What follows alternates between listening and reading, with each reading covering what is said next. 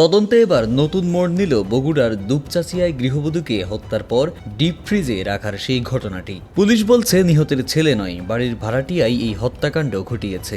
এই ঘটনায় ৩ জনকে গ্রেপ্তার করা হয়েছে। শুক্রবার বিষয়টি নিশ্চিত করেছেন বগুড়া জেলার অতিরিক্ত পুলিশ সুপার সুমন রঞ্জন সরকার। তিনি জানান, হত্যাকাণ্ডের সময় ওই বাসা থেকে খোয়া যাওয়া মোবাইল ও ওয়াইফাই রাউটারের সূত্র ধরে সেই বাসার ভাড়াটিয়া মাবিয়া আক্তারকে গ্রেপ্তার করা হয়। জিজ্ঞাসাবাদে হত্যার দায় স্বীকার করে মাবিয়া জানান, ৪ মাস আগে গৃহবধূ উম্মে সালমার বাসা ভাড়া নিয়ে মাদক ও অনৈতিক কাজ চালিয়ে যাচ্ছিলেন তিনি। বিষয়টি টের পেলে বাসা ছাড়ার নির্দেশ দেন উম্মে সালমা। ভাড়ার পাওনা টাকা সহ বিভিন্ন ইস্যুতে ক্ষুব্ধ হন মাবিয়া। এর জেরে ২ সহযোগী মুসলিম ও সুমন চন্দ্র সরকারকে নিয়ে হত্যার পর মরদেহ ফ্রিজে রেখে বেরিয়ে যান তারা। উল্লেখ্য, গত রোববার দুপচাচিয়ায় বগুড়া নওগাঁ আঞ্চলিক মহাসড়ক সংলগ্ন আজিজিয়া মঞ্জিল বাড়িতে খুন হন উম্মে সালমা। এ ঘটনায় নিহতের ছোট ছেলে সাদ বিন আজিজুরকে গ্রেপ্তার করা হয়। সেই সময় র‍্যাব জানিয়েছিল, হাত খরচের টাকার জন্য মাকে হত্যা করেছিল তার ছেলে। পরে মরদেহ ডিপ ফ্রিজে রেখে দেন।